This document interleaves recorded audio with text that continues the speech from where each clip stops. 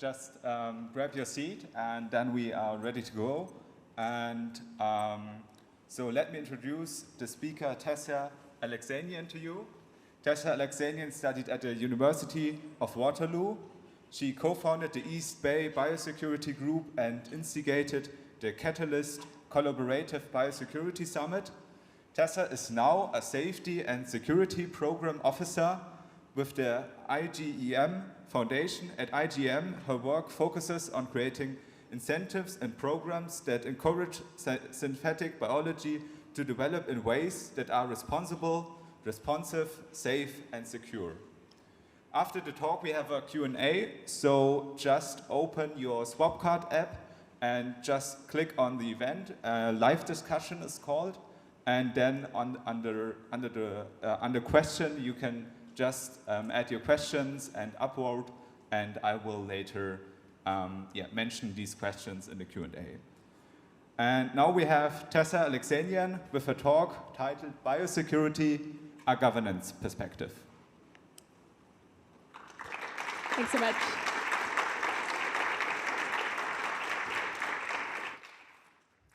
All right, so as Evanda mentioned, my perspective on biosecurity, at least in the work I do right now, is very much on the incentives and culture and norm side of things, which I would say is a governance perspective. But I did want to spend a bit of time talking about why I think it's useful to give a governance perspective on biosecurity. I think often when you think about the failures we've had in the past in biosecurity, they're not really failures of technology, they're failures in all of the human systems that surround our technology, failures of regulation, failures of culture, of norms. And so I think that governance is a very important safeguard on biotechnology going well. Let's talk about a few examples of biosecurity failures. One that I hope you're all pretty familiar with, since this is from this year. This map is January 1st, 2022. And so you can see that in some parts of the world, you had 20-year-olds getting a second dose of coronavirus vaccine. And in some other parts of the world, healthcare workers were still unvaccinated. So if you were imagining a world that was really good at handling pandemics and was trying to minimize spread and minimize death and minimize emergence of new variants, the map would not look like this. So I think we can point to this as an example of a failure of, whether you want to place the failure more squarely in the space of regulation or cooperation is up to you, but I think we can call it a failure of governance. Another failure that I wanted to talk about is a failure of operational practices. And this one I wanted to talk about because when you think about governance, you might naturally focus a little bit more on pandemic response, which is what the past example is from. But I think the places where governance can have the highest impact is actually in pandemic prevention and preventing outbreaks from happening. So this is an example where a failure of governance caused an outbreak to happen. It was in 1979. It's the deadliest human outbreak of inhalation anthrax ever. 66 people died in Russia. And the reason it happened is because the day crew at this covert bioweapons plant had removed one of the air filters from one of their spray dryers for anthrax spores. And they didn't properly communicate this to the night crew, so the night crew turned on the spray dryer. There were two layers of filters, but the second one broke under the pressure of not having the first filter in place, and then spores were spread all across the neighboring towns and villages, and unfortunately 66 people died. So this seems like an example of just pretty silly operational failures that could have maybe been prevented by better operational practices. And this is the sort of thing that I just expect to happen in the future as well. I wanted to talk about a slightly broader kind of failure as well. The fact that bioweapons were being made in a covert Russian lab. To me, that is a failure of governance as well. It's a failure of culture and norms that would prevent scientists from working on this. And I really think, if you are yourself a biomedical scientist, it's important to grapple with the history of your field. I wanted to give an example from my country. In the 1940s and 1950s, some scientists who were likely well-intentioned, likely thought of themselves as doing important work, finding out what vitamins mattered for malnutrition, experimented on Aboriginal children at Canadian residential schools, which included denying them adequate food in order to study the progress of malnutrition, which, not that far in the future, this looks like totally morally bankrupt to me. And so I think we should expect that there's a need for kind of reflection and checking in on culture and norms in the future of biotechnology and biomedical science as well. All right, that's a little bit on what failures can look like. Let's talk about what successful governance can look like as well. I wanted to give the example of airline safety because all around the world, and maybe especially in the US, flights have simply got much, much safer in the past 25 years. If I'm remembering the statistic right, in 1996 in the US, there was 1 fatality for every 2 million departures, and now it's 1 fatality for every 120 million departures. So that's a 98% reduction. And some of that is coming from technology, from more reliable jet engines and better cockpit automation. But from what I've read, at least, the big part of that improvement in airline safety is actually more on the governance side. It's building up this culture of no punishment, no fault incident reporting, building up this culture of studying every little mistake that happens, gathering flight tracking data, cockpit data, data from air traffic controllers, and really digging into the causes of what causes crashes. And so the things that have worked that are not technology things are often, again, quite silly looking. They're things like if you're a pilot pointing to the screen that you're reading and reading out the number and having your co-pilot confirm that that is the right number verbally, which, like, pointing and saying things feels pretty low tech, but it really has improved safety. And there's a lot of interventions like this.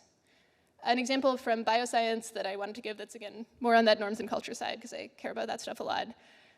In 1970, we had the first ever recombinant DNA experiments, so putting DNA from 2 different organisms together. These were happening in Paul Berg's lab in Stanford. And one of his grad students, Janet Metz, went to Cold Spring Harbor in 1972. And was just I think she was just deep in chewing on technical problems. She was like, yeah, we're trying to use this SV40 viral vector and work on these E. coli plasmids. And a bunch of the other grad students there went, wait a minute, what? This is insane mad science. Are you sure that this isn't going to create something really dangerous? And one of those grad students actually went back and called their PI and said, you have to talk to Paul Berg and get him to not work with this stuff. And indeed, the PI called Paul Berg and was like, hey, the very first time you do this kind of recombinant DNA experiment, can you not use a viral vector that also infects human cells? Like, could you pick any other vector? And to his credit, Paul Berg did, and then he also kind of started this series of meetings that led to some self-regulation among scientists working with recombinant DNA, which are known as the Asilomar conferences. So I think that's an example where this kind of peer intervention can be quite powerful. So a few examples of success. Hope that gives you a sense of why we would do a governance perspective on biosecurity. There's both examples of pretty significant failures, I would say, and there are also successful examples that give us hope that we might be able to make a difference with governance interventions. The next things I will talk about here are some assumptions that are guiding my prioritization, just to give you a grounding in why I talk about the things I do. This model of biosecurity that sorts your possible interventions into their focus on prevention, detection, or response.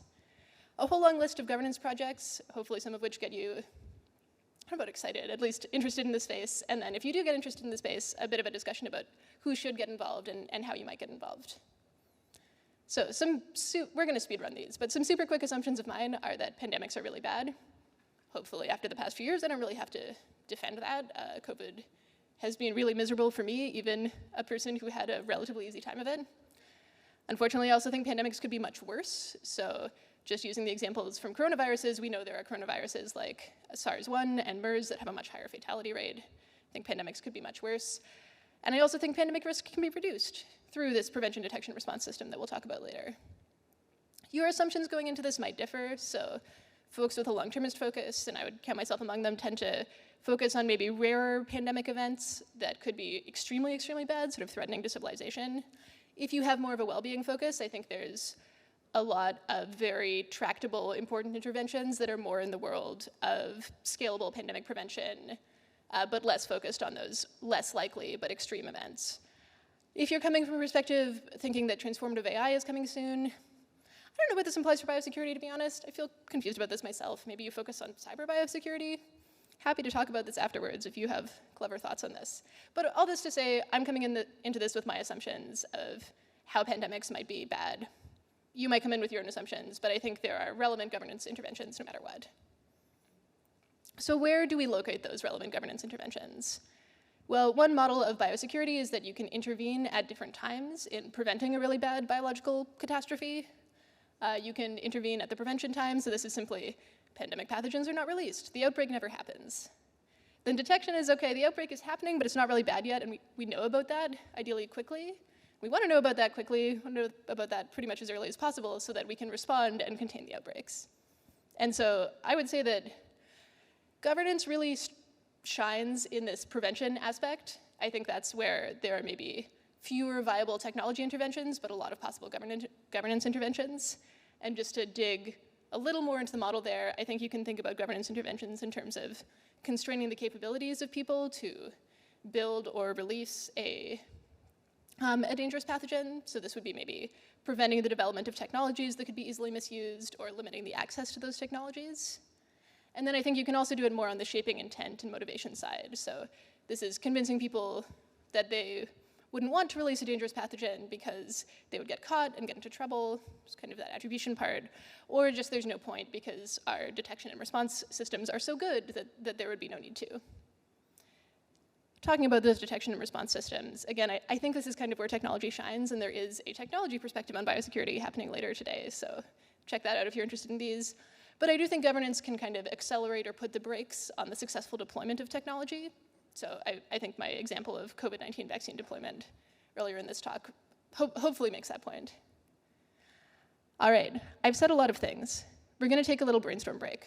So what I would say is, looking back at this model of prevention and detection and response, I'm hoping you can turn to your neighbor, and if you don't have any neighbors, I guess, either think by yourself or get up from your seat and go find a friend. And talk to your neighbor about what you think a possible governance intervention might be in that area, a possible non-technology intervention, and we'll just take 3 minutes for this.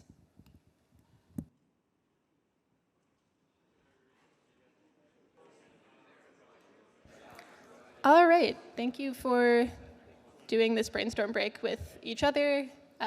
If you generated any questions during your talk with each other, a reminder that you can put those questions into Swapcard if you would like, and there will be a Q&A after this. All right, so let's talk about possible governance projects. I am not going to give an exhaustive list of all of the incredible organizations and projects in this space because it really kind of spans everywhere from academic projects to the World Health Organization.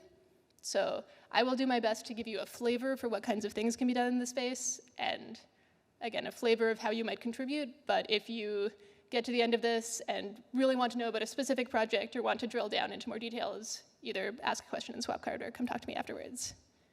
All right, so let's talk about a few projects in prevention, and specifically in that kind of steering the development of technology aspect of prevention. So one of those that is near and dear to my heart because I do a lot of risk assessment in my job is trying to establish consensus on the risks from advanced biotechnology. So this is an example of a WHO report that was done in collaboration with some folks from the Center for the Study of Existential Risk at Cambridge. They did some horizon scanning, tried to identify dual-use concerns with emerging biotechnology. Seems really great. One of the things they identified is that there is not a lot of consensus about what is most concerning or even what is the right scope of concern about dual use. This is unfortunate to me because I would love to tell all of the young synthetic biologists I work with, here's all the categories of things you need to worry about or not worry about, or here's the right way to assess this risk. And this consensus doesn't really exist. So I identify this as a project that lots of people are working on, but that needs more attention. Another project I wanted to highlight in this kind of steering development of technology space is one that is more by steering the incentives of scientists. So if you follow bioweapons news at all, which maybe you do, the Cooperative Threat Reduction Program has been in the news a lot lately because some of the labs funded by the US Department of Defense in Ukraine have been the center of some Russian allegations that they are producing bioweapons illegally in violation of the Biological Weapons Convention. One aspect of this program, the program that did indeed fund labs in Ukraine, although in my opinion, not to create bioweapons, one really interesting aspect of this program to me is that they were trying to change the incentives for scientists who had been working on nuclear weapons, chemical weapons, and bioweapons programs in the former Soviet Union and get them to work on other things by funding medical research and nuclear power research in former Soviet states. So I think there's something really interesting about international cooperation, specifically on can we get scientists to not build bioweapons there.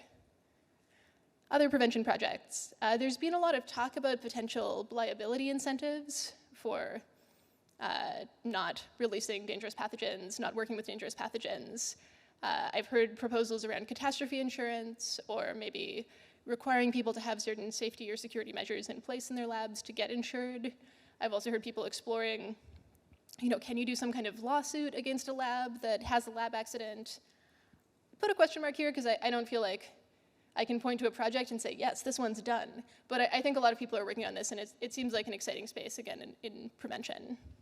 Access controls, I can point to a lot of very real access controls that are in place. An example that I put a picture up here is the International Gene Synthesis Consortium, which is a group for voluntary self-regulation of gene synthesis. And so they require that members of the consortium both check the DNA sequences that are being ordered and kind of flag ones from concerning viruses.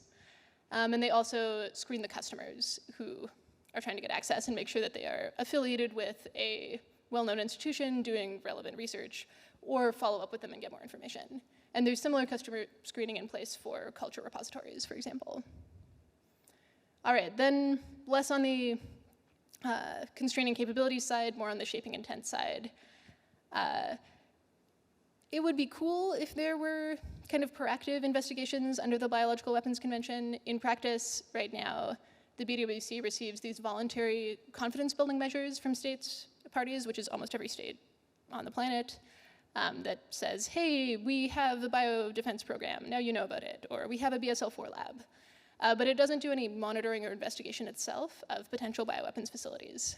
And this is something that many states parties have talked about wanting to have in the BWC, because this is something that other non-proliferation treaties like the Chemical Weapons Convention have, where they will actually go out and investigate chemical labs and check if they're making chemical weapons. There's nothing like that in bioweapons right now. And then I think the other thing you can do is this deterrence by denial. Just make it not worth it to build bioweapons because your detection and response are so on point. And you might do that by encouraging technology investment, for example. Talking about detection and response, one thing that I would love, kind of building off that airline safety example, would be more empirical biosecurity, lab safety incident reporting, infrastructure to support whistleblowing, what sometimes gets called a governance sandbox, so a chance to experiment with different governance interventions and find out if they work. This is one reason that I think iGEM is kind of interesting, is because it's a science competition, and so you can make arbitrary rules, apply them for the year that the competition lasts, and then change them the next year, which isn't something you can do in a university lab, for example. There's also some work on mapping capabilities, so tracking high containment labs through publications, the reports that are submitted to the BWC and the WHO. I think this is valuable even from a more long-termist bias, because it tells you which outbreaks you might be more concerned about because they're happening near high containment labs. And my hope is it also creates a future possibility of us being able to potentially detect covert weapons labs as well, because we have a baseline of what those labs look like. So those are a couple of governance E projects under detection, a few governance E projects under response. One, I already sort of discussed this, paying for platform technology. CEPI, the Coalition for Epidemic Preparedness Interventions, is a big player in this space, so kind of trying to fund just-in-case platform vaccines before outbreaks happen so you can accelerate your response timelines. Speaking of accelerating response timelines, there's been a lot of discussion about how to get regulators to move faster in the case of a public health emergency, so whether this is authorizing challenge trials that you wouldn't normally authorize, or really like speeding up emergency use regulations for antivirals or vaccines in the case of a public health emergency. I think that kind of like legal advocacy work is super important. Okay, that was a lot of governance projects. I'm just gonna leave this slide up for a moment. Here's the list, enjoy. There's tons more that I didn't talk about. I barely got into culture building stuff, even though that's kind of my job, so there's a lot more we could talk about as well.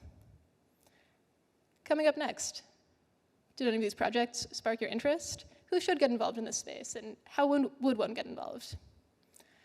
One reason that I think it would be great for more effective altruist types to get involved in biosecurity governance is that I think, despite all of those differing assumptions that I mentioned earlier, the effective altruism community tends to bring a pretty useful lens, which I sometimes call scope-sensitive biosecurity. So I included a picture of lab coats here, not to hate on biosafety education, which is important, but because a friend of mine who did a degree in virology was telling me that she heard more during her undergrad and graduate work about the risks of hanging lab coats on the backs of chairs, because you might trip on them. Then she heard about the potential dual use risks of different kinds of virology work. And to me, this is just very scope insensitive, right? It's not that it's not bad for someone to trip on a lab coat and maybe, hurt their wrist as they break their fall, but it's definitely much worse to enable viral engineering that creates a terrible engineered pandemic, right? And so I think this kind of scope sensitivity lens is something that I've heard from people outside the effective altruism community that they kind of appreciate about the EA community. So maybe you're convinced that this is neglected, maybe you're convinced that the scope sensitive perspective is important. Should you work on governance? Well, the reasons why, again, I do think it's really important and neglected. I think also if you have strong non-STEM skills, whether those are communications, economics, law, this is a good place to use them.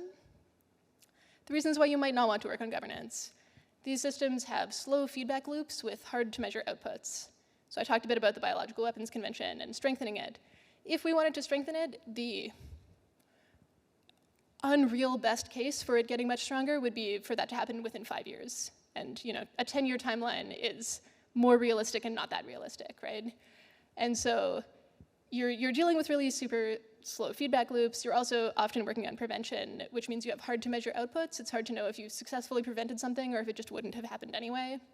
And it's all kind of squishy human systems. And so you maybe have to do a little bit more, diplomacy and dealing with messed up incentives and that sort of thing than you do if you are just trying to build a useful piece of technology.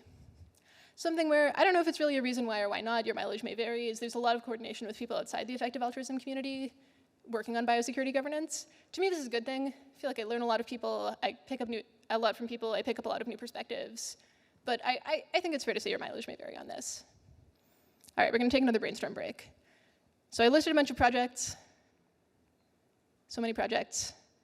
And I listed some reasons why or why not you might want to work on governance. Let's pause and talk to your neighbor about, does this kind of work seem like a fit for you? And we'll take another 3 minutes. Questions during the break, you can pop them in swap card. All right, maybe you're like, oh yeah, I could be interested in this. I could be interested in working on governance. Where can you do that? I will just give a couple of examples. If you would like specific places, come talk to me afterwards. So public health agencies, for example, those emergency use regulations that we just talked about, those are going to be implemented by probably public health agencies. Similarly, incident reporting stuff, what we see with airline safety, that's being done by the FAA in the US. So I do think work at public health agencies will probably involve a lot of slow systems, frustratingly slow systems, but also could be potentially high impact if you're able to shift things.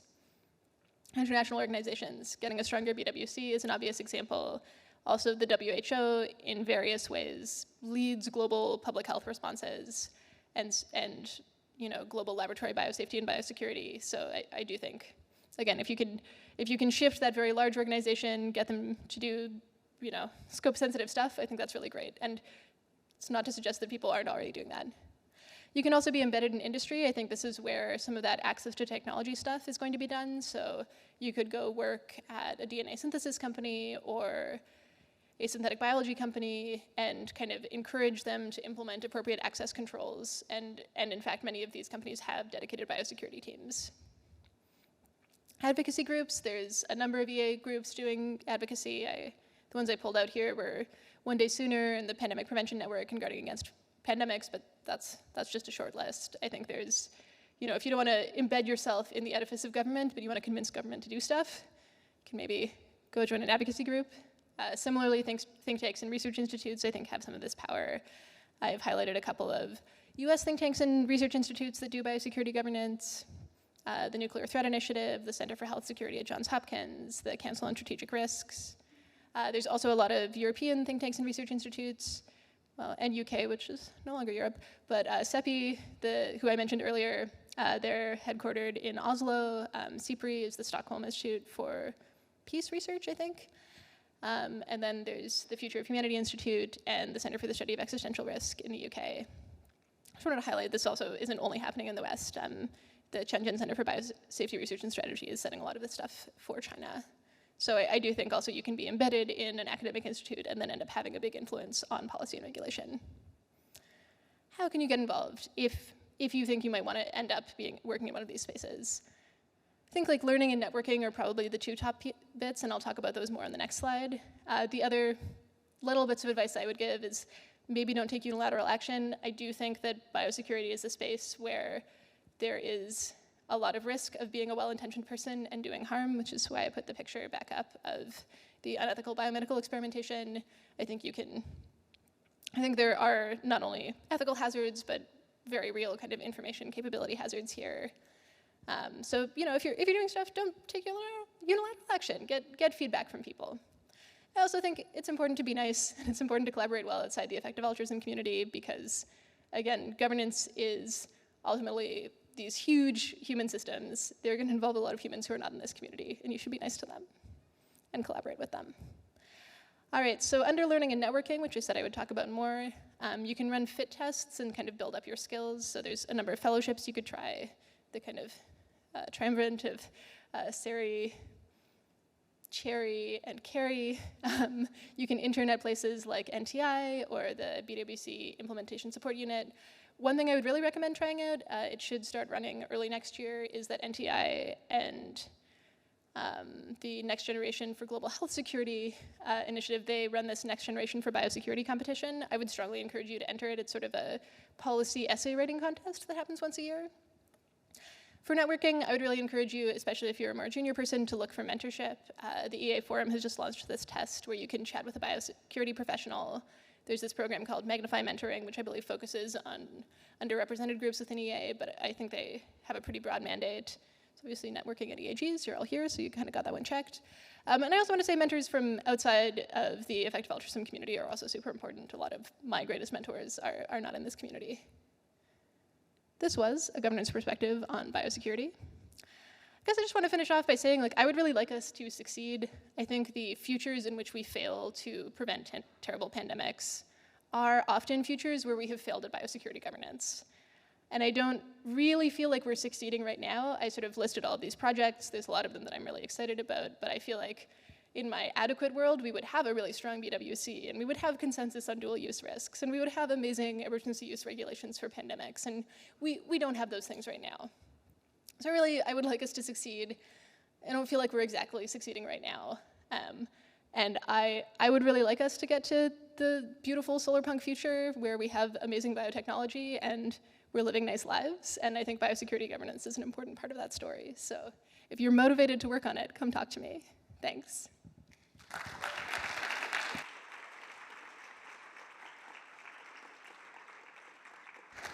We're now going to do a quick Q&A. I'm just going to go grab some chairs while Evander comes back on stage. If you have a question but haven't put it into Swapcard yet, now is your chance.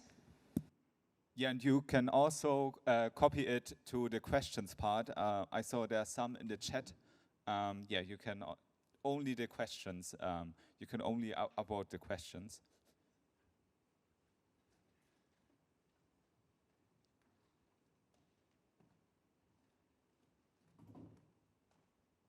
Like we can answer questions under the solar punk slide. Probably works.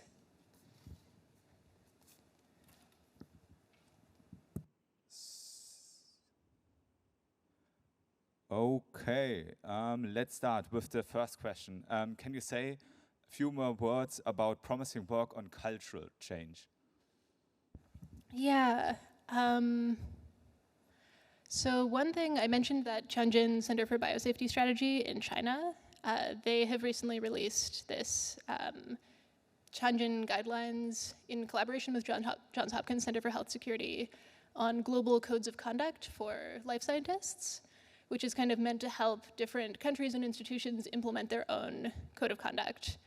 I feel maybe I'm like over-optimistic about this because I did my engineering degree in Canada where we have a pretty weird ritual around engineering ethics where we get this iron ring and we take this oath and sort of promise to be ethical engineers, and it's this really, I don't know, serious, extremely cultural thing which came about because there were a number of high-profile engineering disasters in Canada where bridges collapsed, and in addition to implementing more professionalization and saying you can't call yourself an engineer until you've passed these tests and have the certification, they also did this this weird cultural thing that I don't know, I think is quite powerful. So if this is my engineering ring and you're supposed to wear it on the hand that signs a piece of paper so that you like hear the ring scratching and are reminded of this oath that you took before you like sign off on your civil engineering plans or whatever. I'm not an engineer anymore, so it's maybe less relevant to me, but it maybe gave me a bit of hope for some of this like student level cultural intervention. And I think one of, in my mind, the only things that the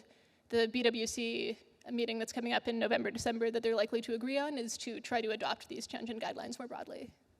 So that's more countries. Yeah, and more countries. Yeah. So I think there's this idea of incorporating some of this cultural and ethical, history and narrative and responsibility earlier in bioeducation, and I think that's a good idea. Okay, great. Let's move to the next question. What would be a rational amount of money invested for money be for humanity to give to the Biological Weapons Convention? So what would be a good amount? And yeah, so they are currently underfunded. So one big constraint on this, and there's a bunch of people in this community who have interned at the BWC ISU who probably know more details on this than me, but I think it's often quite important for these conventions to remain, if not independent, sort of democratic and be kind of almost exclusively or exclusively funded through contributions from the member states. And this is kind of an important aspect of how they work. I think part of the idea is that it should only be the states determining what happens, and they're all sort of expected to contribute in proportion to their GDP. I say all this just to say that I think if we want to invest in strengthening the BWC, it won't happen by funding the BWC itself, because there's quite a lot of restrictions on this. I think one thing that has happened is that there's been extra funding for internship and research help at various UN agencies, including the United Nations Office for Disarmament Affairs. So there's ways to fund parts of the UN and contribute to strengthening the BWC, but it's quite hard to directly fund the BWC. This was not an empirical answer to your question, but more a why doesn't it have more money answer. And I think to give you an actual answer of what would be the rational amount of money to spend on it, I'd have to think more about the relative value of strengthening the BWC versus strengthening other aspects of prevention, detection, and response. And do you know the number maybe of the funding, of the official UN funding of the BWC? I think in the precipice we have the number 1.4 million, or ridiculously low. Do you have? I don't have it off the top of my head. One thing I will say is that there was an effort from, I think led by the European Commission, to establish a working capital fund for the BWC, which has mildly stabilized their financial situation since 2019. So prior to this, I was very shocked when I learned this. The way it sort of worked is that you would get these annual contributions from states, and then if you didn't spend them, you were supposed to return them. And then the states kind of had until April to pay you. So there was this awkward period for the ISU between January and April where they wouldn't always know if they could hire people, and they couldn't necessarily offer people even like year-long contracts to work at the ISU. And so there was an effort to establish this kind of working capital fund, which essentially was some countries pitched into this fund and said, well, you can draw from this and then pay back into it when you get your contributions. So they now have their employees hired for longer contracts, which seems more sane. But I'm afraid I don't know the exact number off the top of my head. Okay, all right. So switch to the next question. So you talked earlier in the start about airline safety. What are non-punishing incidents reporting examples from airline safety? Do you have some in mind?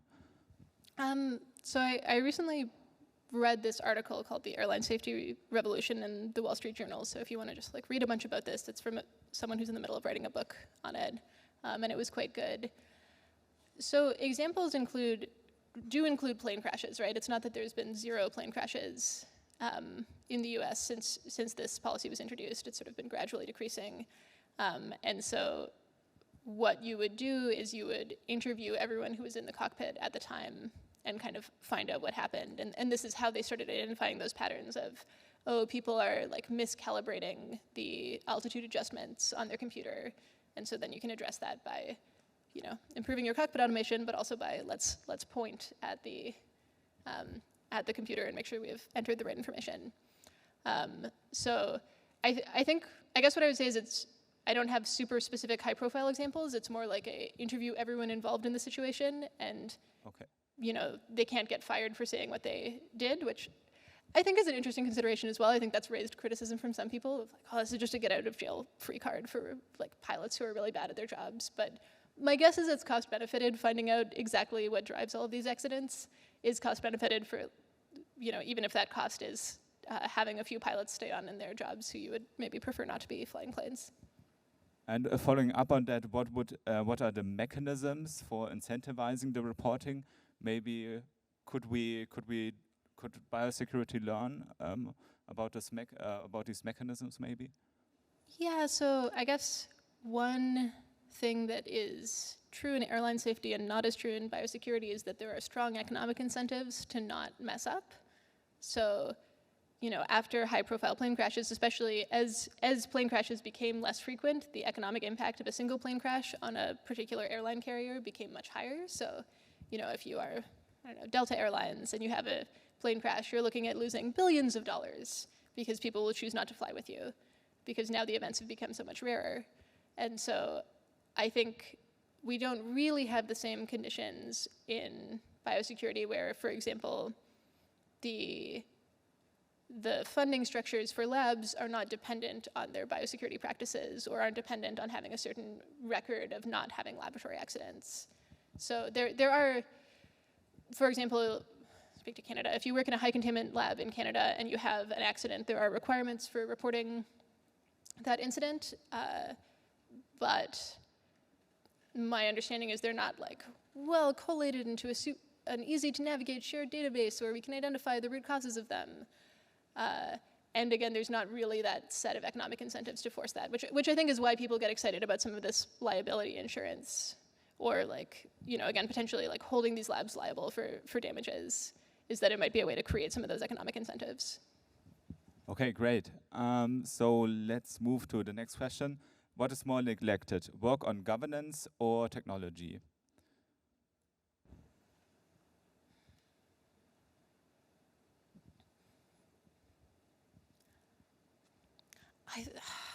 I feel like I have such a boring answer to this, which is that, you have to drill down into more specific than those areas to answer that question. So, I mean, I don't know. My bias is that work on the extremely squishy parts of prevention are especially neglected, but maybe that's just because that's what I currently work on, and I want easier tools. I think that for a given scope-sensitive project, you could probably make the case that you are like addressing something that is more neglected than like 90% of projects in, technology to address biosecurity or governance to address biosecurity. But whether the whole broad area is more or less neglected is harder for me to say. I guess I feel like there's maybe been a bit of a vibe shift in the effective altruism community specifically around this, where in 2017, 2018, when I was first getting interested in biosecurity, I kind of was like, I guess I have to learn about politics more because governance is the only thing you can do. Grumble, grumble, this sounds boring. And you mentioned that I started this East Way Biosecurity meetup, and that was because I had to read all of these papers about politics, and I wasn't sure that I would unless I had social disapproval that would come at me if I didn't read those papers. And whereas now I feel like there's this sense that, there's all of this huge number of concrete biosecurity technology opportunities that you could work on. And again, check out the technical perspective on biosecurity later today for a list of those and an intro to those. So I guess I would say that maybe there's been a bit of a vibe shift now that people don't feel like they have to do governance in order to contribute meaningfully to biosecurity, but I still think governance is important. So maybe I will like push back slightly on the vibe of like everything fun is in technology now. There's fun stuff to do in governance too. Yeah, following up a little bit on that, can you talk a little bit more about options to contribute to biosecurity governance for bioresearchers in academia?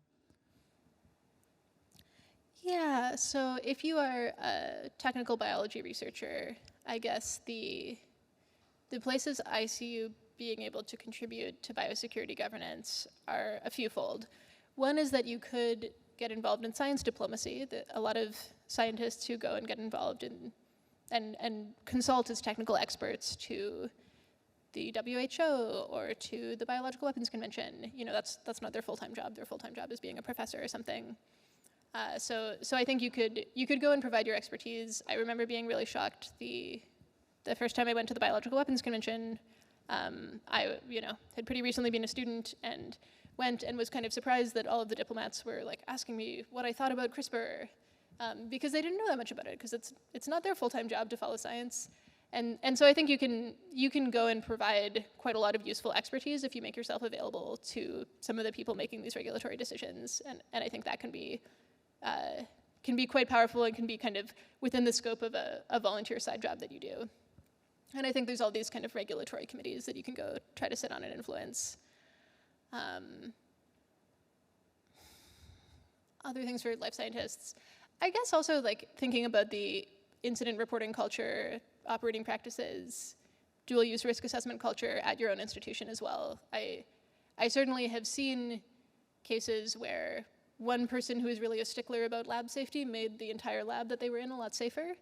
Again, whether safety at your particular lab is that much of a concern for,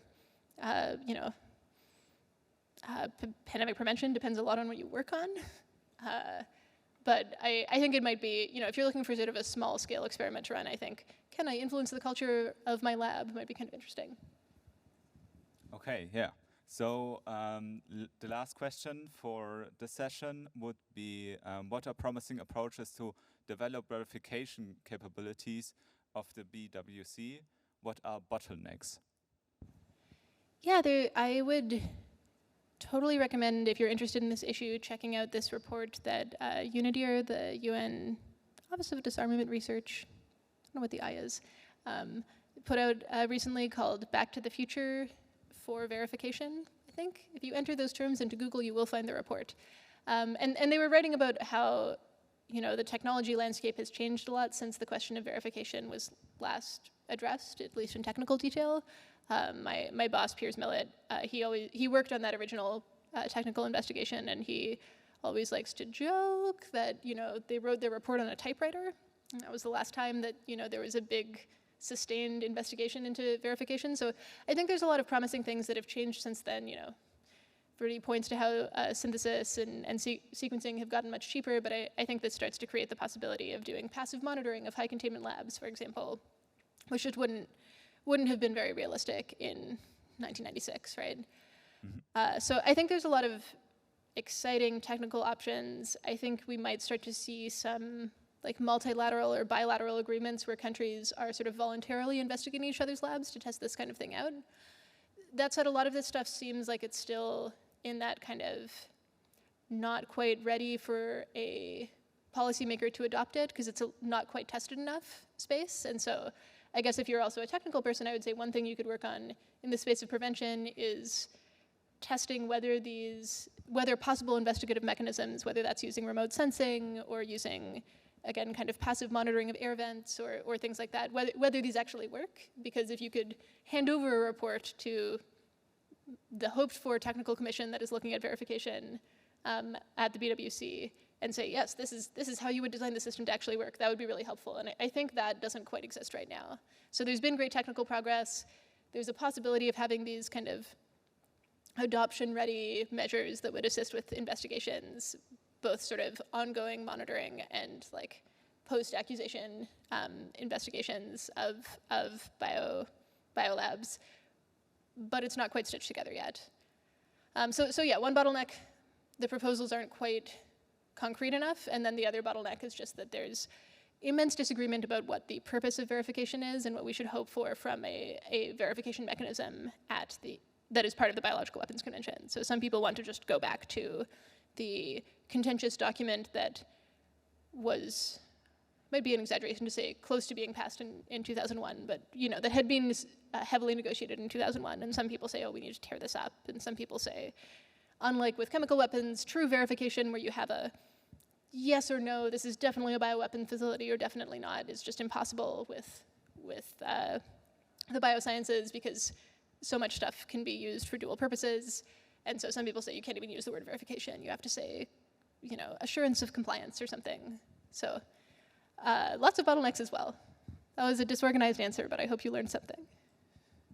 Yeah, for sure. So thank you for all your insights. Thank you. So you have later an office hour. Yes. And if you have more questions, you can just join. And so now we would close the session. And now, thank you, Tessa Alexanian. Thanks so much. For your talk, for your Q&A, for your insights. Towards the solar punk future. Let's go.